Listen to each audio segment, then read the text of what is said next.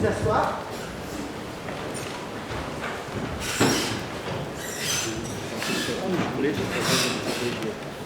Alors, donc la séance du concours de plaidoirie est ouverte.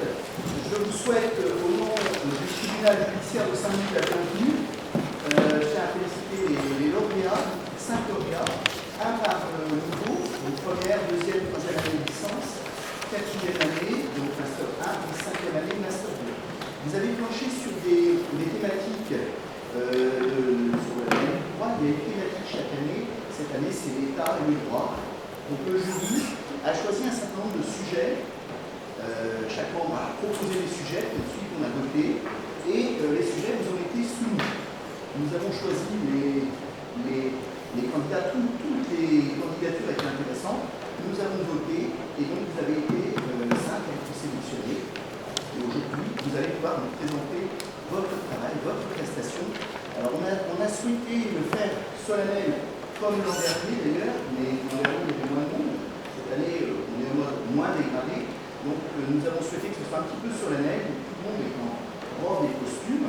Nous avons souhaité également associer davantage de personnes que l'année précédente, puisque l'an dernier nous étions uniquement des magistrats, des professeurs de droit et le bâtonnier, M. le bâtonnier. Cette année, nous avons associé la gendarmerie, la police nationale, vous avez le général, le directeur de la police, l'administration pénitentiaire, madame la directrice, l'administration des douanes, M. le directeur également, le président de la chambre des notaires, pardon, madame la présidente, du coup nous avons démarré, je suis désolé, sans doute vous étiez prévu, mais vous pouvez venir vous asseoir, il n'y a pas de problème. Donc la chambre des notaires participe également, les huissiers de justice ont participé, et donc nous avons souhaité associer le plus de personnes possible et diversifier les types d'intervenants et les types d'actions. Donc là ce soir, ici c'est la plaidoirie, nous avons mis également 2 scènes de crime, police et gendarmerie, donc les étudiants sont inscrits, une soixantaine d'étudiants. Et puis il y a également les ateliers métiers et les expositions. Une exposition de l'administration pénitentiaire, l'histoire de l'administration pénitentiaire. Donc je remercie la prison du port qui nous a prêté cette exposition. Une exposition des archives départementales. Ce sont un certain nombre de décisions prises par les juridictions réunionnaises au XIXe siècle. Et nous avons les originaux qui sont dans les vitrines, traité par la direction donc, des affaires culturelles. Alors, je ne vais pas en dire plus, si ce n'est que c'est la 4e édition de la Ligue de droit, mais monsieur le professeur Seul détaillera un peu plus l'histoire de la Ligue de droit, et c'est la 3e fois que nous participons, justice et éducation nationale et université, à la réunion. Donc, sans plus attendre, d'abord je vous remercie, je ne vais pas saluer certaines personnalités, mais notamment le doyen de l'affaire de droit, merci. Monsieur le doyen d'être venu, les étudiants de venir, certains aussi avec la famille, c'est avec plaisir que nous accueillons. Le bâtonnier également, Payen, qui est venu en plus de son bâtonnier en exercice, c'est le bâtonnier désigné. Donc merci également d'être venu. Et madame le procureur, si vous souhaitez dire un mot de bienvenue. Merci monsieur le président. Je suis ravi de pouvoir vous accueillir. Je remercie monsieur le président de la juridiction d'avoir, pour nous deux, le titre de la juridiction, organisé cette ligne de droit dans des conditions qui sont un peu meilleures que celles de l'année dernière, mais qui ne sont pas encore les conditions optimales que nous aurions souhaité, au vu du nombreux et non masqués. Je remercie toutes les autorités et toutes les personnalités présentes ce soir qui prennent sur leur temps pour venir participer à cette action. Je remercie tous les étudiants qui se sont investis dans les travaux à mener, et donc au nom de la juridiction, en lien avec M. le Président, je vous souhaite la bienvenue et je nous souhaite à nous une bonne nuit du droit et un travail fructueux tous ensemble. Merci Madame la procureure, Monsieur le doyen, Monsieur le professeur, cher Jean-Baptiste. Merci beaucoup Monsieur le Président. Vienne la nuit, sonne l'heure, les jours s'en vont, je demeure. Guillaume Apollinaire pleure son amour perdu en regardant couler la Seine sous le pont Mirabeau. Mais ce n'est pas la perte d'un amour qui nous réunit ce soir, c'est au contraire la rencontre du talent et de la jeunesse. Nous fêtons en effet ce soir, en cette nuit d'octobre, les lauréats du concours de plaidoirie de la Nuit du droit 2021. Vienne donc la Nuit du droit et sonne l'heure pour nos étudiants de nous livrer leur plaidoirie. Cela fait en effet 3 ans que la faculté de droit et d'économie s'associe aux juridictions et aux professionnels du droit de Lille pour faire connaître le droit à ceux qui en ignoreraient l'existence. Car le droit est partout dans notre société et pourtant chacun en a sa propre représentation. Il est donc important de faire savoir ce qu'est le droit et comme l'a dit Monsieur le Président, cette année nous avons décidé d'étoffer un petit peu la manifestation avec l'organisation de scènes de crime auxquelles les étudiants pouvaient participer, avec des expositions et avec des chambres des métiers, des stands auprès desquels les étudiants et les justiciables pouvaient se renseigner. Mais nous avons également tenu à organiser le traditionnel concours d'éloquence, concours de plaidoirie. Car le droit est avant tout un discours, le droit est avant tout parole. Le notaire qui instrumente, le procureur qui requiert, l'avocat qui plaide, le magistrat qui tranche, le professeur qui enseigne, tous finalement discours sur le droit. Et vous, étudiants en droit, vous avez également un discours personnel à nous livrer. Alors cela a été dit, vous avez cette année travaillé sur un thème national qui avait été choisi par le Conseil constitutionnel, l'état de droit. C'est certes important, mais c'est très sérieux, un peu austère peut-être. Alors, allez-vous nous parler du Reichstag de Hans Kelsen ou de la Rule of Law de Max Verdier, à moins que vous ne discouriez sur l'effacement du droit et l'éclosion des droits, ou à moins peut-être que vous nous parliez de l'état sanitaire et de l'état totalitaire. Peu importe finalement, car au-delà de vos idées, c'est votre enthousiasme et votre talent que vous révélez ce soir. Vous montrez qu'aux âmes bien nées, la valeur n'attend pas le nombre des années. Et vous montrez que les étudiants en droit ne sont pas de tristes cires qui passent toute leur nuit sur des grimoires poussiéreux ou sur des codes incompréhensibles. Vous montrez que le droit a une âme, vous montrez que le droit est une flamme. Alors, allez-y, incendiez cette juridiction, plaidez, discourez, débattez. Cette nuit du droit est la vôtre, faites-la scintiller de tous ces feux. Vous êtes ce soir, mesdemoiselles, monsieur, les ambassadeurs de la faculté de droit et d'économie dont je salue la présence du doyen. Vous êtes ce soir les représentants de tous vos camarades qui nous regardent sans doute à travers la chaîne YouTube de l'université. Vous êtes surtout les juristes de demain. Vienne la nuit, sonne l'heure, les profs s'en vont, le droit demeure. Merci, monsieur le professeur. Cathy Pomard, qui est un élément important de ce dispositif de la nuit du droit, qui a toujours un rôle moteur, et je dois vraiment la remercier et saluer son travail. Je vous remercie beaucoup, Monsieur le Président. Bonsoir à toutes et à tous. Alors, peut-être pour que la séance soit moins impersonnelle pour vous, pourrions-nous faire un tour de table pour que tous les membres du jury se présentent à vous, jeunes lauréats, pour que vous puissiez plaider, présenter votre prestation en ayant parfaitement conscience du jury qui est devant vous. Alors, on démarre. Donc, je suis le président du tribunal judiciaire de Saint-Denis, donc Bruno Carre. Véronique Desmozeaux, procureur de la République. Guillaume de Géry, bâtonnier de l'Ordre des avocats de Saint-Denis. Pierre Petit, on va gendarmerie de la Réunion, je travaille pour la zone de défense et sécurité du sud de l'Océan. Bonsoir, Laurent Frey, je suis commissaire divisionnaire et directeur départemental de la sécurité publique.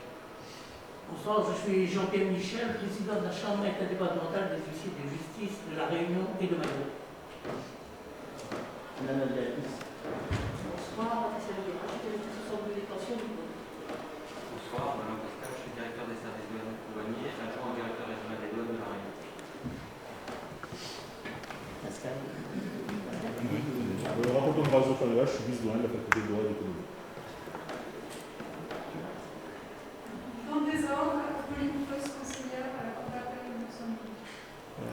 Je suis Patrick. Pascal Lamel, je suis président général du conseil de prud'homme à Saint-Denis.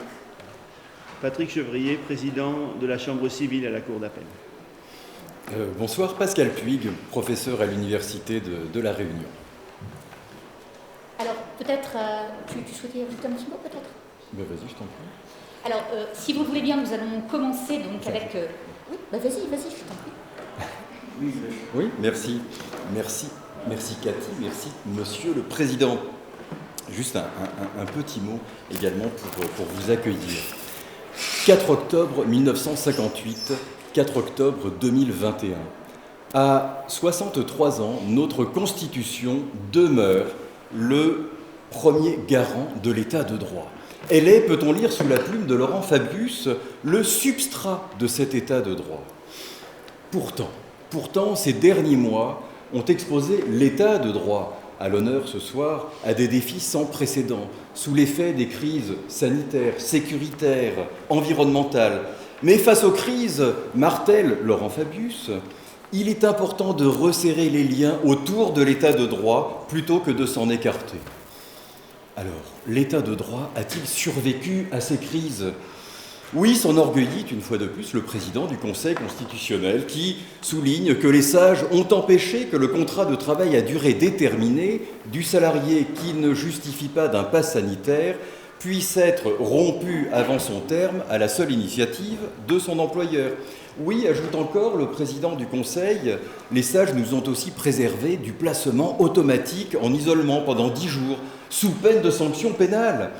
En cas de test positif à la Covid, bien sûr, une telle privation de liberté, ajoutent les sages, suppose une décision individuelle prise par l'autorité juridictionnelle, autre garant majeur de l'état de droit. Mais ces censures isolées suffisent-elles à garantir l'état de droit ? Et dans quel état se trouve-t-il aujourd'hui réellement ? Qui peut croire que l'état de droit soit celui du masque obligatoire, celui des confinements couvre-feu et autres motifs impérieux, celui de la fermeture des bars, des restaurants, des cinémas, des musées, celui de la vaccination quasi obligatoire ou encore du pass sanitaire ?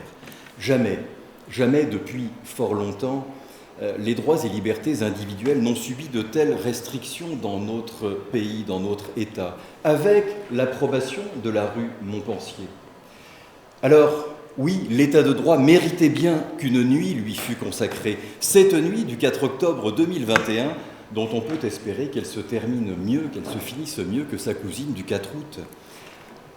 Alors, pour relever le défi, place à la plaidoirie, place à cet art oratoire, cet art de l'éloquence, cet art de convaincre. Mieux que convaincre, plaider, c'est séduire, c'est émouvoir. C'est, comme l'étymologie du verbe le suggère, plaider, c'est plaire. On peut convaincre sans émouvoir. L'éloquence ajoute l'émotion, la séduction. On ne plaide pas sans émotion, sans séduction, sans toucher le cœur. Mesdemoiselles Clarisse, Lesport, Nariana, Abemonti, Monsieur Kessari, vous nous avez convaincus, vous nous avez séduits. La parole est votre force, alors libérez-la et, autant que faire se peut, sauvez un peu l'état de droit. La parole est à vous. Merci, Monsieur le Président. Merci, Monsieur le Professeur. Alors, sans plus tarder, je vous propose de commencer avec le premier niveau, les étudiants de L1. Donc, le sujet qui était proposé, donc en complément, en fait, comme vous l'avez compris, nous avons décliné le sujet de l'état de droit. Et pour les premières années, le sujet qui a été retenu, c'est un état sans droit. Et donc, sur ce sujet, nous avons eu des prestations qui nous sont remontées et on a eu beaucoup de difficultés à désigner un lauréat ou une lauréate. Et donc, nous n'avons pas choisi, puisque vous êtes deux lauréates ex aequo, mesdemoiselles. Et pour commencer, eh bien, on appellera Madame Eva Clarisse, qui viendra, si elle veut bien nous présenter sa plaidoirie. Alors, Eva m'a confié, a bien voulu me confier, qu'elle était tombée un petit peu dans la marmite du droit et de la justice toute petite. Et Eva souhaite sans doute un jour exercer le métier de magistrat. C'est une ambition inavouée qui est avouée ce soir. Eva, si vous le souhaitez, vous pouvez retirer votre masque pour nous présenter votre prestation et nous vous écoutons. Mesdames et messieurs les membres du jury, mesdames et messieurs, bonsoir. Une adolescente se rendant au lycée, un choc, une vie perdue, une voiture qui fuit, des gens qui hurlent, une famille brisée. Un père meurtri, esprit vengeur naissant, lui a volé sa fille. Armé, le doigt sur la détente, il appuie.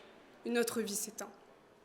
Le fils, témoin de cette vengeance traumatisé, rentre chez lui. Une corde, une chaise qui tombe, c'en est fini de sa vie. La mère, anéantie, image de la fin de son monde. Tant de vies brisées. La justice ici n'a pas eu son mot à dire. Et ce schéma catastrophique peut se poursuivre sans fin. Je viens de vous conter ici, mesdames et messieurs, l'inimaginable, un État sans droit. Une justice inexistante, aucune réparation d'un acte effroyable. Des milliers de justiciers verront le jour, des justiciers, dans un état devenu pire qu'un monde animal. Mais bon ou mauvais, dans un état sans droit, qui peut en juger? Droit, la raison de ma présence tremblante ici devant vous. Droit, c'est ce si petit mot qui porte la sérénité de notre humanité. Droit, ce mot de la langue française de 5 lettres qui est installé dans nos maisons, au travail, dans les écoles, au sein des organismes et même au sein de toute espèce. Ce droit qui inspire obligation, contrainte, mais au final, nous avons tous besoin de lui pour régenter nos vies. Ce droit porté par un leader sacrifié, qui décide de ce que personne ne veut décider. Un pass sanitaire qui pour lui sauve des vies, il assume. Des impôts pour établir un équilibre avec les pauvres, il assume aussi. Ouvrir les portes de sa France aux immigrés, il assume. User de la force pour établir la paix, il assume aussi. Ce leader, nous l'appellerons l'État.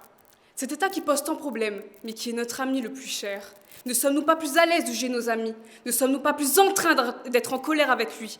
Mais pourtant, c'est bien vers lui que nous nous tournons quand l'apocalypse s'installe doucement. Nous attendons de lui les meilleures solutions. Nous exigeons de lui la perfection dans ses décisions. Il ne doit pas faillir. Imaginez 2 secondes, juste 2. Personne pour assumer. Pas de leader, pas d'État, pas de droit. Où en serons-nous aujourd'hui avec cette épidémie? Ou encore avec une pauvreté extrême qui toucherait les plus démunis? Nos épaules seront-elles assez fortes pour porter le poids de vie ou de mort de milliers d'étrangers? Un cauchemar se transformerait alors en réalité. Cher droit, ces mots s'adressent à toi. Que serait la vie sans toi? Cette fille violée pourra-t-elle prétendre une minime réparation? Cet enfant battu, esclave de sa propre vie, trouvera-t-il protection? Une femme prisonnière des coups de son mari, pourra-t-elle espérer un secours? Et cette atrocité du Bataclan serait-elle à la une de nos peines? Ce chien que l'on attache à 5 cm de ficelle, sans manger ni boire, pourrait-il prétendre qu'on se souvienne de lui? Et cette planète, oxygène de nos vies, pourra-t-elle prétendre qu'on la respecte? Ô droit, si tu devais disparaître de nos vies, même le diable ne trouverait pas sa place. Car dans un monde où le chaos existerait déjà, lui ferait perdre toute utilité. Alors, un État sans droit serait-il imaginable? Non, bien sûr, car un État, c'est tout ça. Des présidents, des procureurs, des magistrats, des avocats, des policiers, des gendarmes, et bien plus encore. Et moi, un État sans eux, un État sans droit, je ne le conçois pas. Merci.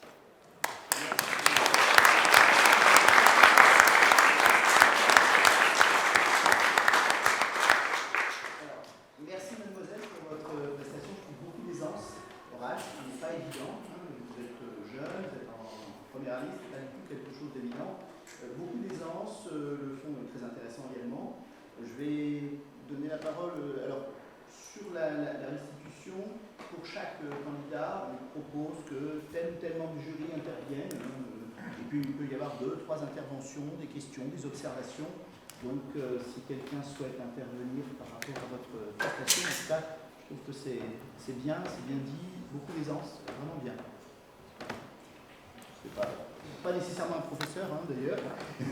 Peut être, si quelqu'un souhaite, monsieur Bâtonnier, une observation. Une observation, vous faites preuve d'une très grande aisance, vous nous regardez dans les yeux, chacun d'entre nous. Moi, j'avoue que c'est très appréciable. Vous engagez pour faire passer votre message, et dès le début, on se sent pris par la main pour nous conduire jusqu'à la dernière étape de votre raisonnement. On est d'accord ou non avec votre raisonnement? Je suis plutôt d'accord, ouais. Mais vous nous conduisez et j'ai trouvé votre prestation convaincante sur la forme et sur le fond. Je vais peut-être également dire un mot très rapide pour vous féliciter également, parce que tant au fond que sur la forme, c'était remarquable, surtout en rappelant que vous êtes une étudiante en première année, donc on imagine ce que sera votre prestation lorsque vous aurez une épaisseur de 5 ans de droit, donc c'est très encourageant. Vous nous avez peint une société sans droit, l'horreur d'une société sans droit, et vous avez insisté finalement sur la nécessité du droit. illustrant cet adage latin, ubi societas ibi ius, mais vous êtes allé beaucoup plus loin, parce que vous avez fait du droit, je vous cite, notre ami le plus cher, donc de là à ce que le droit soit nécessaire, mais de là à en faire notre ami le plus cher, donc on a vraiment une mission de salut public finalement, nous les professeurs de droit, et je vous remercie de nous rehausser à notre niveau réel. Et finalement, en vous écoutant, je pensais à Socrate, pour lequel la loi la plus douce est celle à laquelle on se soumet le plus volontiers. Finalement, en vous écoutant, vous nous avez subjugués, vous nous avez soumis, vous nous avez séduits, donc félicitations. Bravo mademoiselle. D'autres interventions, questions, observations? Non. Monsieur le Président général du Conseil des prud'hommes, comment avez-vous trouvé notre candidate? Je vous félicite, je trouve que votre argumentation est très bien montée et surtout le ton est juste. Vous ne récitez pas, vous plaidez. C'est ce qu'on attendait de vous. Donc bravo. Merci. Donc, Parfait. Merci, mademoiselle. Parfait. Bien, écoutez, et puis un clin d'œil particulier parce que vous débutiez cette séquence et c'est jamais forcément évident. Donc, félicitations. Notre deuxième lauréate de première année, c'est Madame Nila Lesport. Donc, Nila, si vous voulez bien. Alors, c'était écrit. Hein. Je vous ai rencontré sur un salon de l'éducation et vous m'avez dit, la première chose que vous m'avez demandé, c'est y a-t-il des concours d'éloquence en fac de droit à l'Université de La Réunion? Et donc je vous ai dit oui, c'était écrit, vous êtes là. Et donc le concours, on ne l'a pas fait pour vous, mais vous êtes là et vous êtes lauréate. Vous souhaitez, si tout va bien, devenir avocate, peut-être en droit pénal, en droit international. Écoutez, c'est tout le mal qu'on vous souhaite. Et on vous laisse donc nous présenter votre contribution sur le même sujet, donc un État sans droit. Vous pouvez vous aussi enlever votre masque si vous le souhaitez.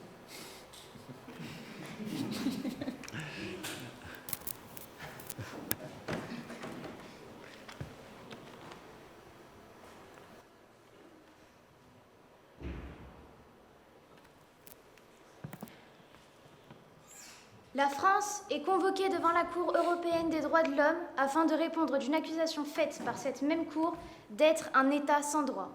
Maître Le Sport représente la défense dans ce procès.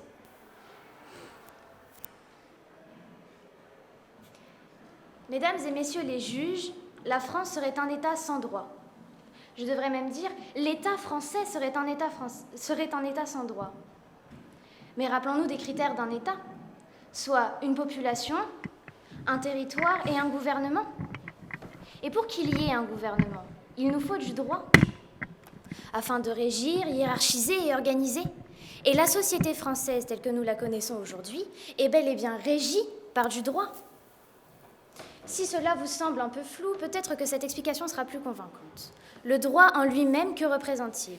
Eh bien, c'est l'ensemble des règles qui régissent la société, le droit constitutionnel.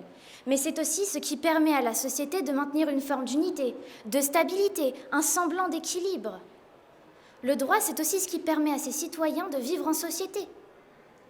Il est à la fois moral et politique. Il englobe les lois, les mœurs et les coutumes. Et par coutume, je veux par exemple dire conserver le nom de famille de son mari après le mariage. Et toutes ces règles sont regroupées dans des codes en France, comme le code civil ou encore le code pénal. Alors que serait un État sans droit? Un État sans droit, ce serait un État où il n'y aurait pas de division de pouvoir afin de limiter la domination totale, où il n'y aurait pas d'organisation juridique, ou encore où l'anarchie s'installerait et où l'État de droit disparaîtrait. Alors, un État sans droit, est-ce que ce serait plus un État où les citoyens ne seraient pas réellement égaux en raison de leur sexe ou de leur ethnie, où les discriminations régneraient, où la stigmatisation raciale ferait pression, où une femme, par la simple présence de son mari, serait en danger de mort et pourrait être tuée en toute impunité, où la majorité des plaintes portées pour agression sexuelle seraient ignorées?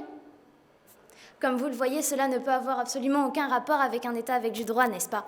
Et puis certainement pas avec un État comme celui de la France. Car ne l'oublions pas, le droit est le reflet du monde social. Eh bien, aussi surprenant que cela puisse paraître, l'État français, eh bien, il s'y passe des choses. Comme par exemple le fait qu'une femme touche en moyenne 16% de moins qu'un homme sur son salaire. selon un rapport du Gender Gap Report, ou encore que le contrôle aux faciès soit monnaie courante et que rien qu'en mai, il y ait déjà eu 43 féminicides. Cependant, la France reste un État avec du droit. Parce que bien que les féminicides aient lieu, ils sont de plus en plus condamnés. Le contrôle aux faciès est en principe réprimandé par la loi. Et après, il y a le droit et l'application du droit. Alors si un État sans droit est un État où certes, les droits des citoyens sont protégés, où les libertés fondamentales persistent et ont une protection, où certaines libertés fondamentales sont parfois ignorées au bénéfice d'autres, comme par exemple pour cette crise Covid, ou encore un État qui serait trop lent sur l'évolution de la morale et de ses valeurs dans sa société. Si tout cela, mesdames et messieurs les juges, c'est un État sans droit, alors je tiens à dire qu'aucun des États présents ici n'est un État avec du droit. Est-ce qu'un État sans droit serait un État qui bafoue, rejette et ignore absolument toutes les libertés fondamentales? Peut-être. Alors est-ce qu'un État sans droit peut exister? Eh bien moi je pense que non, puisqu'il y aura toujours des sociétés qui se formeront et des États qui se fonderont. Et pour les faire subsister, il nous faudra du droit.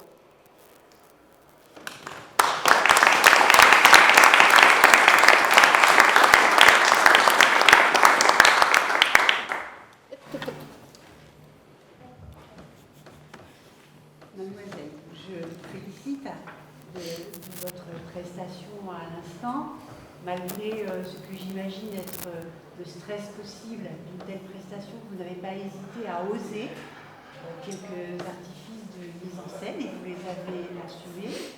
Vous avez également assumé une touche de féminisme qui est forcément peut-être, sans pouvoir me déplaire et sans déplaire aux dames qui peuplent cette assistance, qui finalement dans ce jury, et peut-être les messieurs, ils nous diront ce qu'ils en pensent. Vous remarquerez qu'on n'était pas, nous ne sommes pas si nombreux, donc c'est très bien cette touche de féminisme. En tout cas, je vous ai trouvé avec un ton agréable à entendre, avec une volonté de pédagogie et d'explication qui a du mérite et du sens.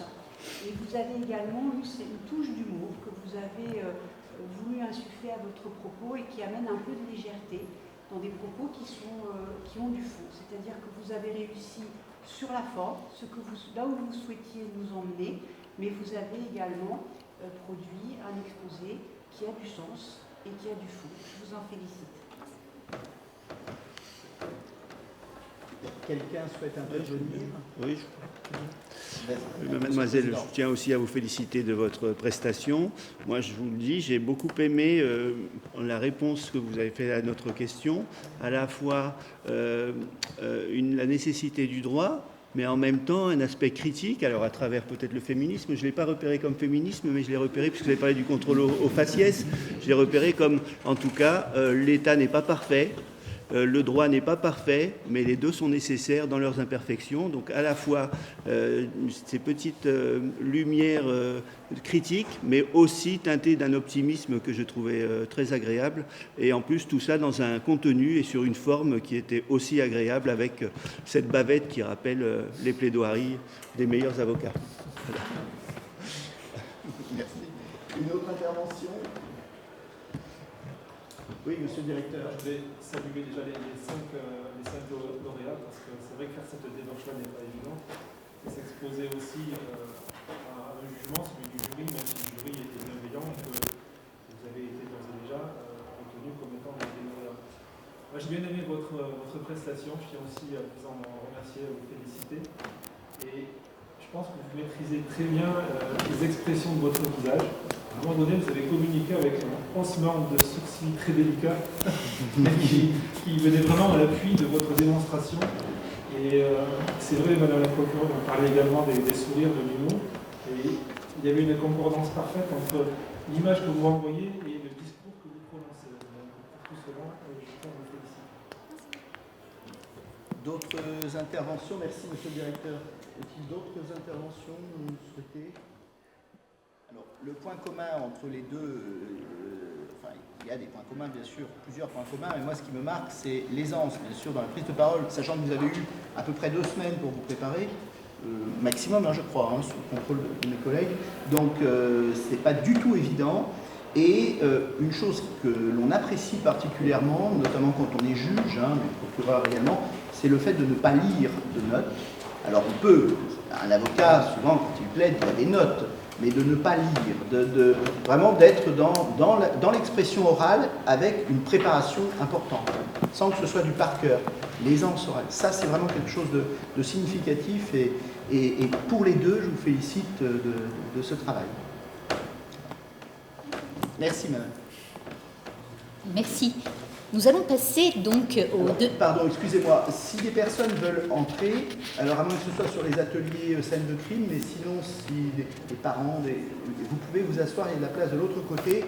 Je salue juste à l'instant l'arrivée du directeur de la protection judiciaire de la jeunesse. Donc merci, monsieur le directeur, pour votre présence. Vous voyez, les partenaires ce soir sont vraiment très importants, très variés, et donc je vous en remercie. Pardon. Pas de souci. Nous allons poursuivre avec la deuxième année de licence et donc toujours dans la quête d'une déclinaison du sujet national, l'état de droit, nous avons opté pour un sujet qui était celui-ci, l'État a-t-il tous les droits?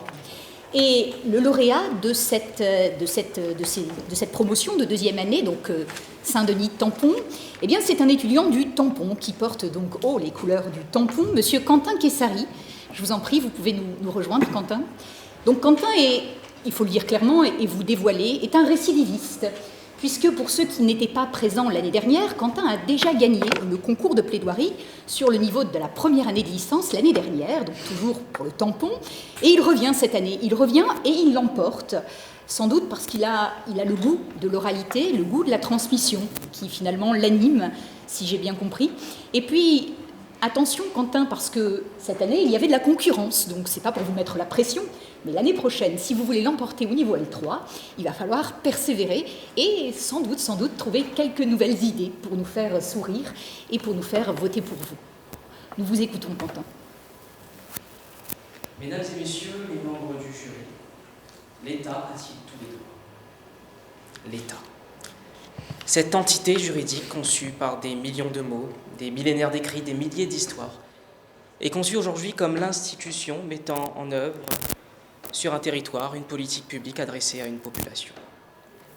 Population parfois réticente, parfois conciliante. Les droits. Ces prérogatives définies comme subjectives, propres à chaque être, exercées parfois par la peur, le désir, voire même la violence. L'État a-t-il tous les droits? Pour se faire une opinion sur cette question, il faudrait se demander d'où proviennent les droits dont l'État en ferait le monopole. Et puis, peut-il de manière ad libitum puiser dans ses sources de droits? Autrement dit, n'existerait-il pas une limite à cette possible exclusive jouissance des droits par l'État? Regardons au plus près de ces millénaires d'écrits la doctrine de Rousseau, notamment sa théorie du contrat social. Rousseau nous dit que la norme juridique prend naissance dans une entité, l'individu. Antérieur, il existe, avant même la conception, la construction de l'État. Supérieur, il prône au-dessus de son trône. Ainsi, Rousseau admet une limite extrinsèque à l'exercice de la puissance de l'État, la volonté générale des individus. Alors, les grands penseurs positivistes diront que mes paroles ne sont qu'élucubrations, qu'une telle théorie dans le réel a plus une application imaginative que concrète. Je donne donc la parole ici à la Constitution du 4 octobre 1958 qui nous dit en son article 3 que la souveraineté nationale appartient au peuple, à l'ensemble des individus. Et puisque la puissance a pour corollaire les droits, les individus sont attributaires de tous les droits. Ce raisonnement par induction, partant de la doctrine à la norme constitutionnelle, nous permet de revenir à la genèse des conceptions juridiques. Il paraît abusé de dire aujourd'hui qu'une telle théorie n'a pas fait ses preuves lorsque la France, tout au long de son histoire, de sa grande histoire, a connu des bouleversements sociaux, populaires, émanant du peuple, donc des individus, des bouleversements qui ont par amener la création de normes telles que la Déclaration des droits de l'homme et du citoyen, s'agissant de la Révolution française de 1789, des normes qui ont une effectivité indéniable dans notre ordre, dans notre droit positif interne, et qui, peuvent être source revendicatrice de droit à l'encontre de l'État, qui est, in fine, limité dans l'exercice de sa puissance, limité dans l'exercice de ses droits. L'État n'a pas tous les droits. Pour finir, je donne la parole ici à Charles Maurras, qui nous dit, avec la plus grande des simplicités et humour, que l'État, quel qu'il en soit, est le fonctionnaire de la société.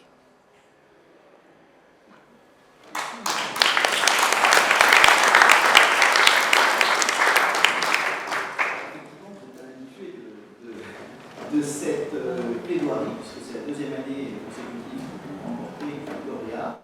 Donc peut-être une observation, peut-être mon général, sur l'état du droit. Est-ce que vous avez des questions, observations? Je n'aurais pas cette prétention, simplement ça s'adresse aussi d'abord aux trois premiers intervenants. Il y a 37 ans, j'étais à votre place, je me sens bien, je pense que j'étais incapable de faire la prestation que vous avez là, je suis même certain. Je suis d'abord très impressionné par votre présence à l'oral, par votre capacité de conception, par votre capacité à vous exprimer en vers, parce que ça n'a pas été relevé par les précédents intervenants, mais c'est quelque chose que j'ai noté et que j'ai beaucoup apprécié, par l'originalité de votre prestation et puis même par la qualité de l'élément que vous avez voulu développer devant nous. Et ce qui me frappe, c'est l'actualité, vous êtes dans les deux. Capable de développer un tel argument juridique devant un parterre de l'université où je travaille.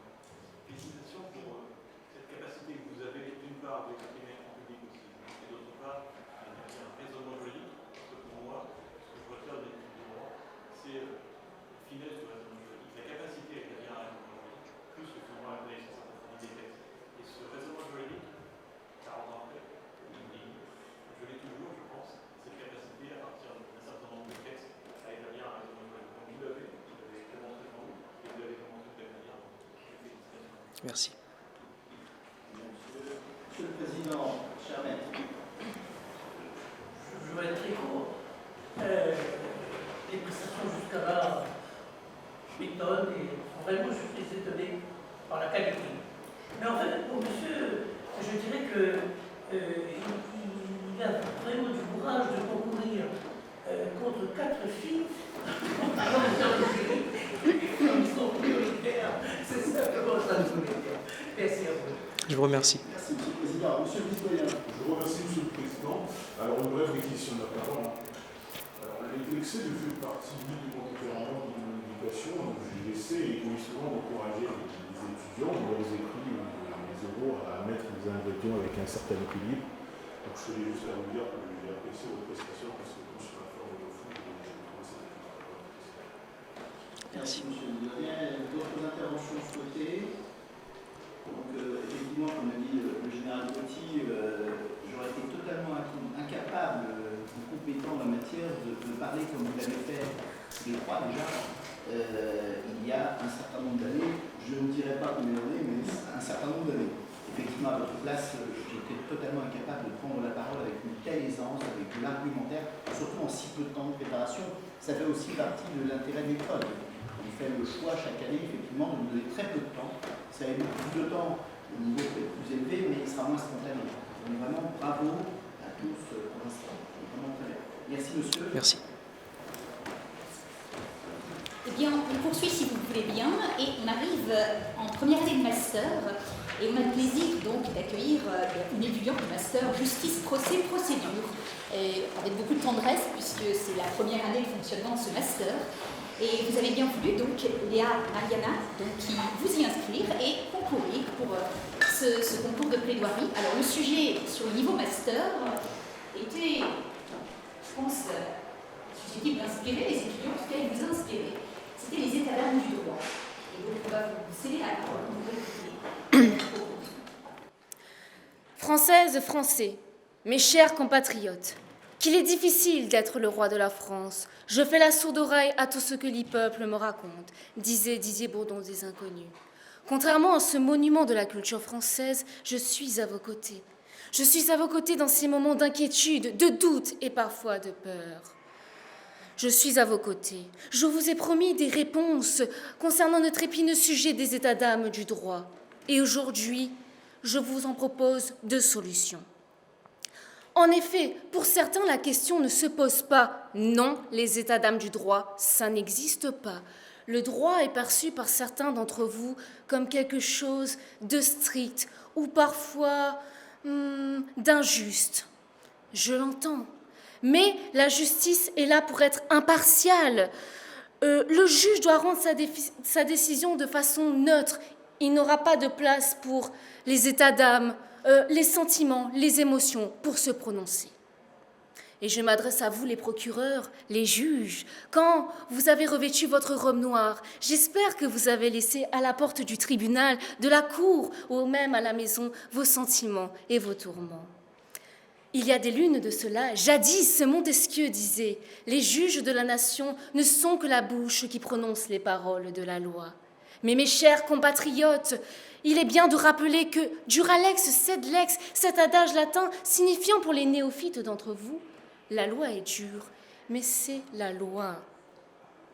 Cette rigidité de la loi n'est pas discutable. On ne peut pas s'y soumettre. On doit s'y soumettre, pardonnez-moi, mais si ça ne nous plaît pas, on doit l'appliquer purement et simplement, sans aucune contestation. Mais mes chers compatriotes, il convient de réaliser, d'admettre que le droit a des états d'âme. En effet, une jurisprudence casuistique ne témoignerait-elle pas de cette présence d'état d'âme ? Lorsque l'on s'affranchit de la stricte procédure, de la déontologie, ne témoignerait-elle pas de ces états d'âme ?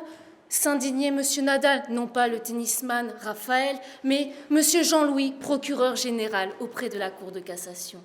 Effectivement, la partialité est bien présente dans les décisions de justice. Mes chers compatriotes, le juge est humain, ce n'est pas un robot. Chers membres du jury, quand vous jugez, quand vous rendez une décision, êtes-vous dans un bon jour ? En effet, lorsque vous avez passé 2 heures dans les embouteillages, en provenance de l'Ouest, que dis-je du Sud, êtes-vous triste, heureux, mélancolique ou agacé ? Pensez-vous réellement que ces facteurs n'entrent pas en compte dans vos décisions ? Je ne le pense pas.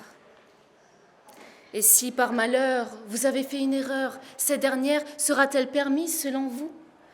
On dit souvent « errare humanum est, perseverare diabolicum », signifiant « l'erreur est humaine, mais persévérer dans l'erreur serait diabolique ». N'y a-t-il pas là une hypocrisie selon vous ? En effet, le juge est censé être la bouche de la loi. On constate alors, par exemple, M. Franck Caprio est le juge le plus clément des États-Unis, tandis que M. France Gentil est le juge le plus clément de la France. Il est même considéré comme un cow-boy intransigeant.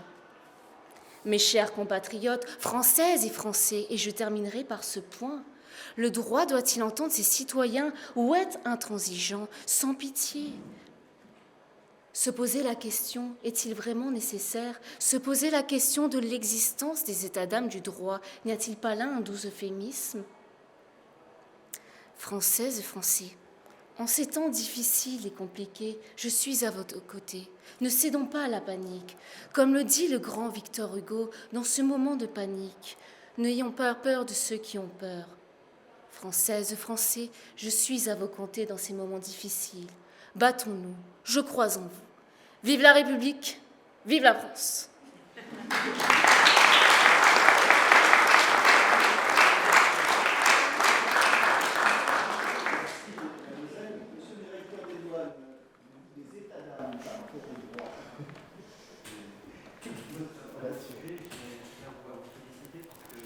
Vous avez vraiment une présence dans la salle qui est assez captivante et votre prestation très remarquable.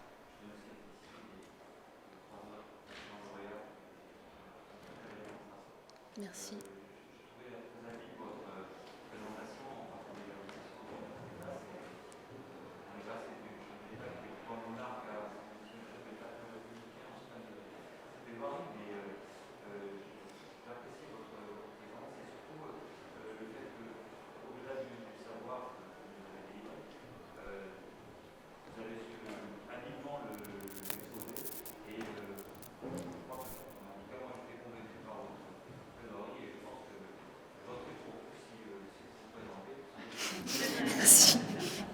Merci.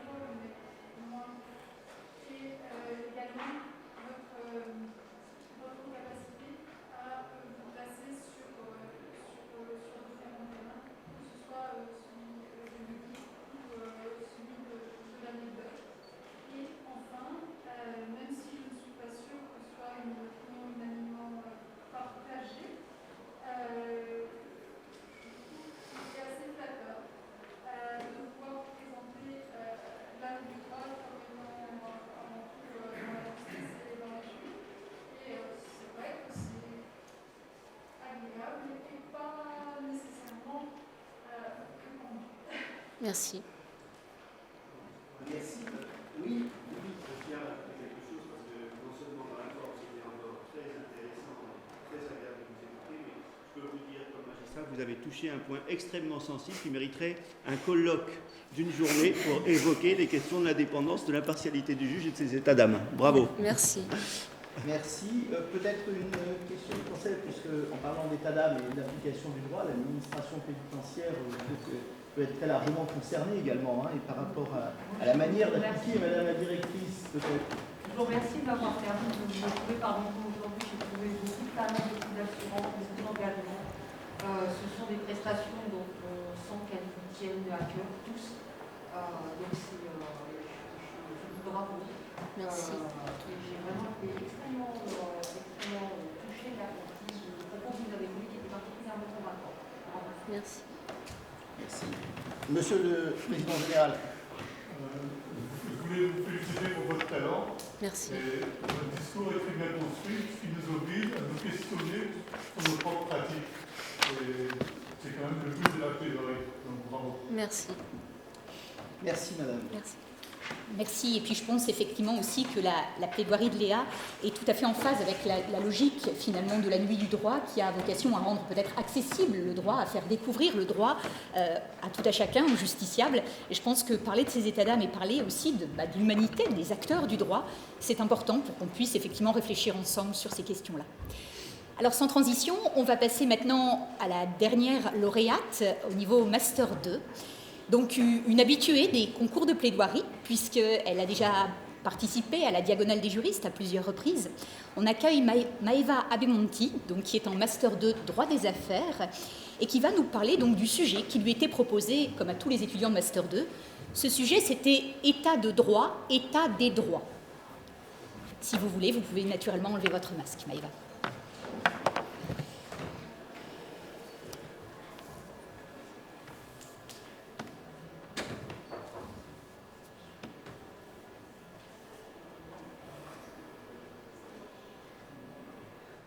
Messieurs les présidents, mesdames, messieurs les membres du jury, bonsoir. L'état de droit, cette référence majeure dans le discours politique et la littérature juridique. Il se manifeste lorsque les rapports entre ses membres sont organisés selon les règles qui définissent les droits de chacun et assurent les garanties nécessaires au respect de ces droits. Belle définition, n'est-ce pas ? Cependant, l'état de droit est de plus en plus illusoire et perd de sa consistance face à l'inflation normative. Cette notion rigoureuse, ordonnée, protectrice de nos droits et de nos libertés est devenue un argument politique aussi performant que l'incertitude de son contenu. Elle répond désormais à tous les problèmes de la société.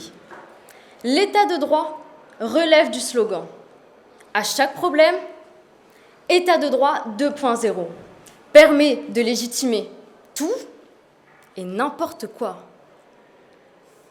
Voilà pourquoi une loi va apparaître, suivie de son décret d'application, peut-être également suivie d'une circulaire.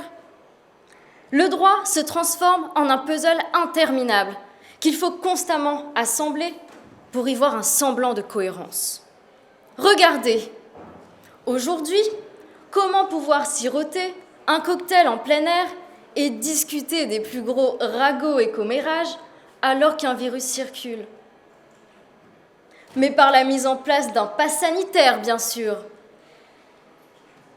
L'entrée d'un restaurant ou d'une salle de cinéma devient aussi inaccessible qu'une boîte de nuit tendance. Passe sanitaire ou tu ne passeras pas.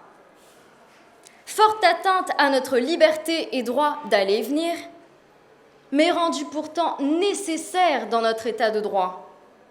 Ah là là, ces Français, non prêts à tout pour lutter contre le virus, mais au nom d'une entrecôte saignante ou d'un tartare de saumon, ils sont prêts à bafouer certains de leurs droits et de leur liberté. Mais comme nous mettait en garde si bien Benjamin Franklin, un peuple prêt à sacrifier un peu de liberté pour un peu de sécurité ne mérite ni l'un ni l'autre et finira par perdre les deux. Ces rituels gustatifs, érigés en droit à protéger, si cela ne tenait qu'à moi, je vous répondrais que oui, évidemment. La Cour de cassation l'a pourtant affirmé dans un jarret appétissant. Un arrêt, je voulais dire. Excusez-moi, je m'exprime comme au café du commerce. Ce n'est pas un argument pertinent. Mais si je vous disais que ce droit est permis justement car nous sommes dans un état de droit, cela devient tout de suite plus convaincant. L'état de droit devient ainsi comparable à une épice qu'on va ajouter à un plat pour qu'il soit plus savoureux, plus alléchant. Nos prédécesseurs se retourneraient pourtant dans leur tombe à entendre ces âneries. Représentation idéalisée et illusoire, chacun espérant déterminer le contenu du droit selon ses critères et ses jugements de valeur. Attention à la dérive d'un état des droits dans lequel nous céderions aux caprices du plus petit nombre. Quant à la primauté de nos droits individuels, qui sont liberté d'expression et d'opinion, liberté de culte, égalité devant la loi, propriété, qui en sont les fondations. Mais là encore, certains droits individuels peuvent entraîner des abus. Prenons l'exemple du droit de propriété, considéré comme un des droits les plus absolus, pourtant considéré comme susceptible d'abus. Un homme a voulu ériger une immense clôture, car son voisin avait acquis non pas une voiture trop bruyante ou polluante, mais la dernière montgolfière en vogue. Mettons-nous à la place de ce bon vieux Coquerel. Il ne pouvait plus bronzer en paix dans son jardin. Mais si nous avions tous de tels voisins, non, nous ne serions pas dans petit secret entre voisins. Nous serions en danger face à l'exercice qu'autrui ferait sans limite de ses droits. Voilà pourquoi l'intérêt général doit être au centre de nos préoccupations. Cette capacité des individus à transcender leur appartenance et leur intérêt afin de former ensemble une société politique dans laquelle on exercerait la liberté suprême, comme l'avait si bien défini notre ami le Conseil d'État. Car à force, nous ne serons plus dans un état de droit, ni même dans un état des droits, mais dans un tas de droits. Merci.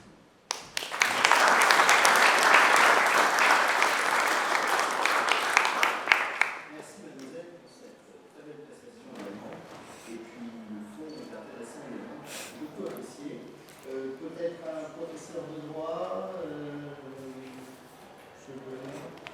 Alors, d'un mot simplement, pour vous dire combien j'ai apprécié également votre présentation. Donc, vous avez cité l'affaire Clément Bayard contre Coquerel, et je voyais Pascal Puy qui tressaillait, et on voit que vous avez lu sa thèse consacrée aux accidents de Montgolfière, aspect historique, donc bravo. Plus sérieusement, vous nous avez parlé de l'inflation législative, et en vous écoutant, je pensais à cette citation, alors je ne sais plus de qui elle est, mais d'un auteur romain qui disait « Plus la République est corrompue, plus elle a de lois ». Et effectivement, la multiplication, l'inflation législative qui place parfois les professionnels du droit dans une situation d'essoufflement, parce que chaque année amène son lot de nouvelles réformes. Nous vivons dans une période de harcèlement textuel. Et donc c'est finalement ce que vous avez souligné avec beaucoup de talent. Et donc je voulais vous remercier en laissant peut-être la parole à Pascal Puy qui a apprécié vos passages sur les accidents auxquels je sais qu'il est très attaché. Merci mon cher Jean-Baptiste de me mettre à l'honneur et de rappeler mon jeune âge. Bon, vous voyez, c'est l'âge. Mais sans mes lunettes, je ne vous vois pas. Vous imaginez en 1915, ma thèse.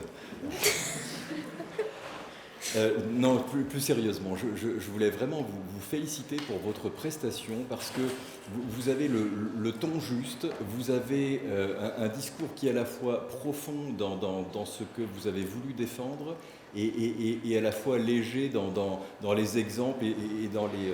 donc vous avez vraiment, vous donnez beaucoup d'ampleur à votre discours, beaucoup d'ampleur sans trop d'effet de manche, parce que vous avez un ton posé, vous jouez très subtilement avec effectivement vos sourcils, vos yeux, vos bras, mais sans trop. Vous avez beaucoup d'amis, entre Jules Coquerel, qui est mon ancien voisin bien sûr, et puis votre ami le Conseil d'État. J'ignorais qu'il fût votre ami, mais en tout cas, je m'incline platement.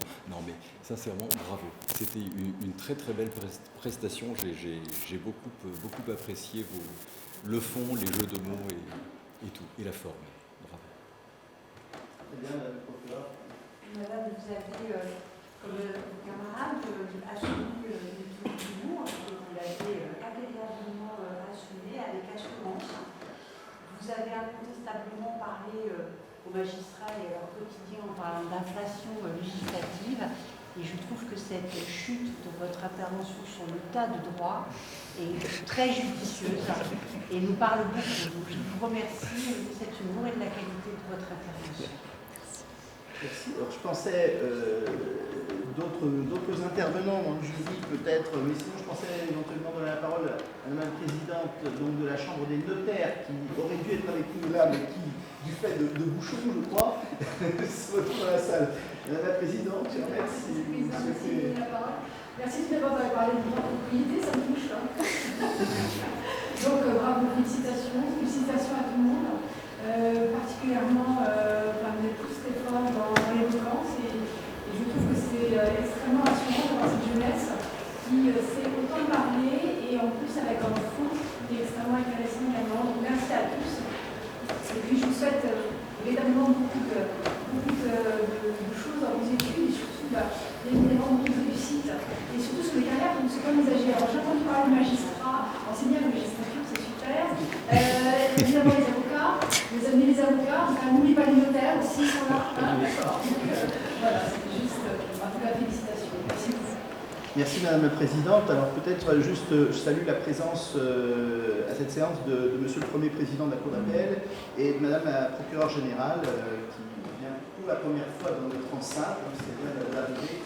Donc je salue votre présence. Je sais que vous ne pouviez pas, vous aviez souhaité être présent, vous ne pouviez pas être présent avant. La Cour d'appel est représentée de toute façon très fortement cette année dans la ligne du droit, puisque nous avons deux collègues de la Cour d'appel qui ont participé à la préparation de cette séance. Merci.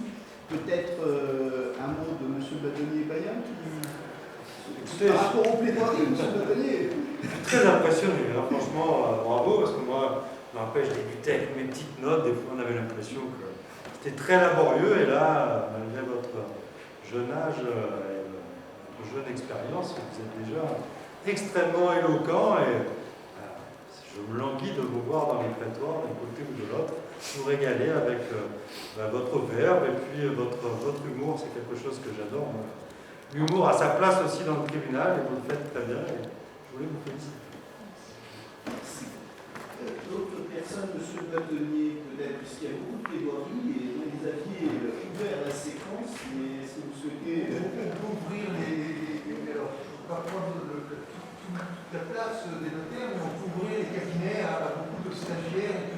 frères, parce que là j'avoue que vous avez été brillant. Et en dernier lieu, vous avez parfaitement décliné votre sujet, l'état de droit comme prétexte au foisonnement, l'état de droit source d'abus. Vous l'avez défini, vous avez joué sur ces différentes facettes. C'était très bien construit et très apprécié.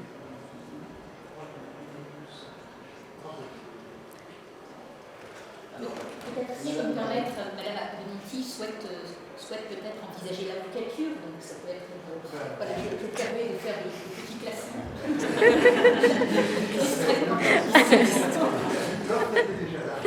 Voilà, et peut-être moi vous dire à quel point j'aime votre fraîcheur, votre naturel. Ça fait du bien. On est dans une période sanitaire, on l'a répété à plusieurs reprises, qui a été compliquée. Pouvoir organiser ce type de manifestation, même si on s'adapte, c'était important pour vous, mais pour nous aussi. Et enfin, moi j'ai particulièrement apprécié votre fraîcheur, votre enthousiasme, votre réalisme aussi, parce que vous êtes extrêmement aussi lucide sur un certain nombre de choses. Vous parliez à l'instant de la démultiplication des droits qui rend compliqué l'accès aux droits pour le justiciable. Donc je pense que c'est extrêmement réaliste et en même temps il y a de l'espoir. Enfin, en tout cas, on a envie d'y croire avec vous. Et je trouve ça extrêmement... Ça fait du bien aussi. Donc très égoïstement, je pense qu'on recommencera l'année prochaine à organiser ce type de concours parce que ça nous fait du bien aussi. Voilà. Est-ce que d'autres personnes souhaitent prendre la parole par rapport à ces faits, les plaidoiries faites, des observations générales ou plus particulières? Non. Moi, je voudrais très rapidement dire aux étudiants combien leurs professeurs sont fiers d'eux. Et vraiment, nous sommes très fiers de vous et vous êtes une belle vitrine de la faculté. Donc, félicitations et merci beaucoup. Alors, cette séquence sera retransmise sur le site de l'université, sur le site YouTube de l'université, également la télévision qui a filmé, merci, qui a filmé ces prestations au moins en partie, je crois. Et je tenais à vous remercier donc de vous être engagé dans cette action. En ce qui concerne le tribunal judiciaire, nous l'avions fait l'an dernier, et je parle là en nos deux noms, le président et le procureur, bien évidemment, et direction de greffe également. Les 5 lauréats sont bien évidemment invités, si elles le souhaitent, à effectuer un stage au sein de notre tribunal judiciaire.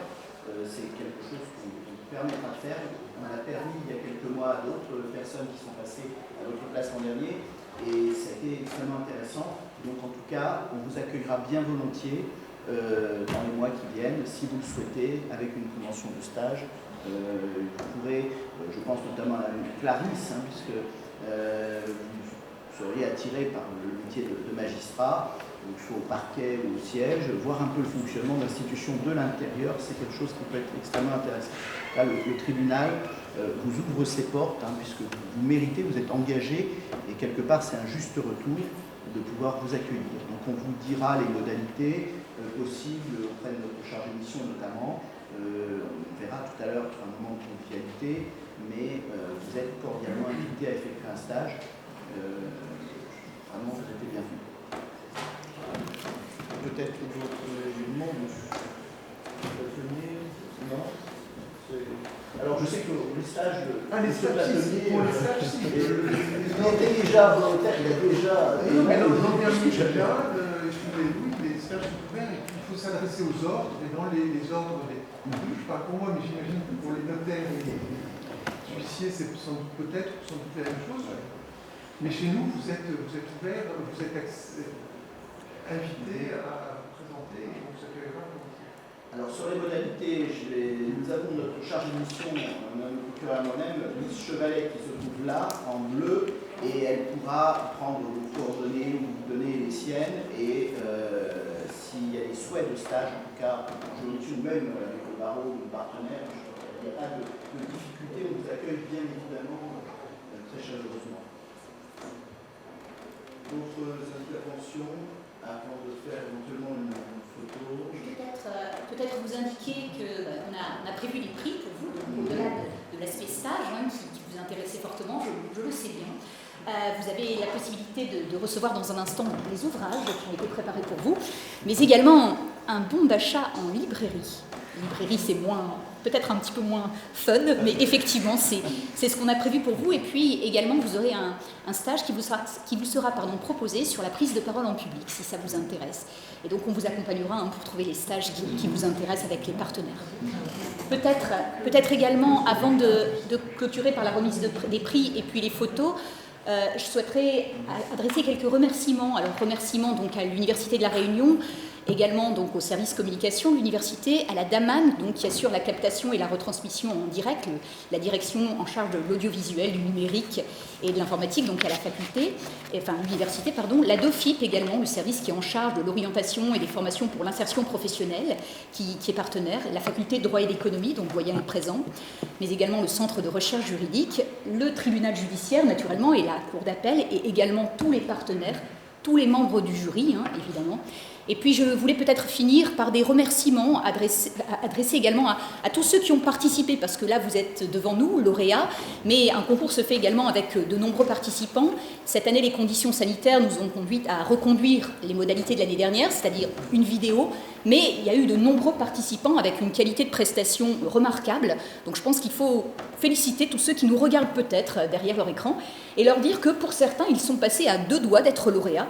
Donc on les attend, on vous donne tous rendez-vous l'année prochaine pour avoir encore plus de candidatures et de difficultés, à vous de les partager. Voilà. Merci Cathy. S'il n'y a pas d'autres interventions, à ce moment-là, je vous propose de faire une photo.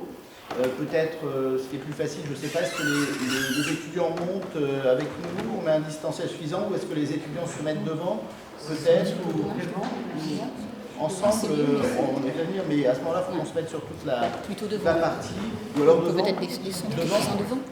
On va se mettre devant à ce moment-là. On va descendre, vous allez avec nous, on va faire des photos, et puis on va vous donner